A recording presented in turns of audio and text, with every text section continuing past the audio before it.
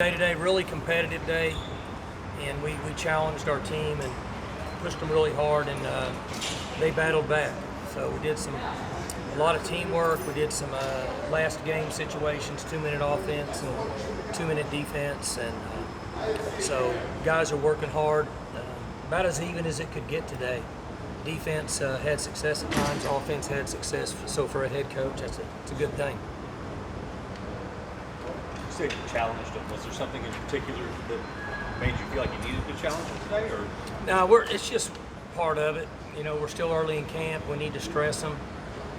It's hot today. Today's a good day to stress them and push them to the limit. See if we can get them disciplined, get them lined up, see how tough they are. You know, just all part of the process at this time. In those 2-minute drills, what were the shortcomings of the defense? Well, nothing. They did good. They performed well on defense. A couple times, quarterbacks got away on a scramble. I'd like to see them in a little bit better proximity, but overall they were pretty productive. Last year, a lot of the leadership on defense was along the line. Where have you seen it developing so far this fall on the defense side? I think you're getting a lot from Malcolm and AJ and Eamon. Guys are stepping up in the league a little bit. It's still early. A week from now, they'll be fatigued. They'll be sore. You know, they'll be they're going to go through a pretty traumatic part on their body over the next week, so it'll really start to show up at that time. We see the word discipline on all the shirts and everything. I mean, it's only 5 practices in now, but you were talking about next week. What kinds of things will you be looking for to let you know that the discipline has increased, or it's at the level you want? One of the things that hurt us last year, we were out of position. We had missed assignments on both sides of the ball, dumb penalties, 15-yard penalties. Those things are really hurt our football team last year, and we're stressing improvement in those areas. We're not there yet. We've got a long ways to go, but it's better now than it was at the end of the year last year. How did Drew first get on you guys' radar? Drew Brown? Yeah. I'm not sure. I think he contacted Yursich. How do you think the transition's been going under Gleason for your offense so far in camp? Shaun's doing good. He's very high energy. He loves to get into the practice and all that, and he's excited about football. At some point, he'll kind of settle down a little bit, but I really feel comfortable with his knowledge and understanding our tempo, the way we play, and what we're trying to accomplish with our schemes. Coach, how about Coach Dickey? How's his transition been from Kansas State now at LSU? He's doing really well. I'm thrilled that we have him, and he's a veteran guy that understands the entire aspect of coaching, and I think I know that he understands toughness. I know he understands discipline, so I'm excited about him coaching our offensive line. How are the quarterbacks looking in terms of consistency? Oh, about the same as they have been. They're both doing really well. Just like I said a week ago,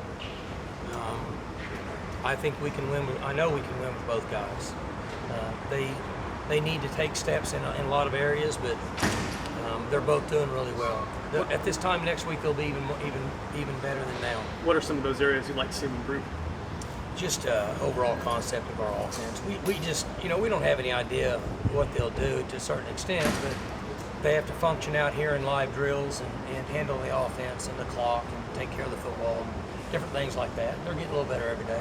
Mike, you mentioned that the defense maybe didn't contain quarterback scramble nearly as well. You've always been kind of a proponent, as long as they can protect themselves. It's easier when you have a quarterback that can make plays like that, isn't it? Yeah, these guys move around really well. Obviously, people are, you know, Spencer ran the ball a lot in high school and had a lot of success, but Drew is pretty active himself. And so he's much more elusive than what you would think. And toughest thing for a defense to do, contain a quarterback. We don't have one for him. You know, you're trying to match up in coverage and zones, and then quarterback takes off and runs, and it can be an issue. During the spring, you were really high on freshman Thomas Harper. How have you seen him carry that over here into the fall? And is he a guy a freshman that you think you're going to have to try to get some minutes then this year? Yeah, he's going to play. I mean, I don't know that. I haven't got that direct from them, but I can't imagine he's not going to. He looks like to me that he's not scared, likes to compete, and he's been fairly productive. Are there any other freshmen that have caught your eye? Oh, I don't know. I mean, I would have to really think it through. Harper works with the twos a lot, so I see him more. Some of those other guys like Langston, they're in more with the threes, so I don't see him as much. Is this a time with the Heat that you kind of learn some things about Kyle Jr. and how he's going to adapt being? He'll be with us. He had one more test that he's doing today, so he should be up and with his full speed tomorrow, and we'll get a pretty good idea where he's at. So you had Ryan Simmons back here now. What's it like having him back and being part of your staff? He understands our culture. He's been here. He's had success. He graduated. He loves OSU. He wants to be here. He's doing great for us in the recruiting office. It's so easy for me to hire guys that have been here because I know them, and he's a perfect fit for our program. How's the competition coming along at Hunter? Oh well, Tom is doing real well. I mean, he's it'd be hard for him to not be the punter. And he's just so explosive with his leg. At this point, he's doing pretty well. As a 29-year-old, how do you feel he's adjusted being into college life? I think he's doing well, but he's married. His wife's here. So she said that bed check was kind of weird the other day. And I said, I probably don't need to bed check Tom anymore. He's 29. He's worked 5 years at a paper mill, 10 hours a day. So he's somewhat understands going to bed at night. But he's doing really well. Very unique person. A lot of fun to be around. I think he's glad that he's here. I'm sure this heat isn't phasing him at all. No, yeah, I mean, it's usually hotter over there. It's winter over there right now, I think, but the heat doesn't affect him.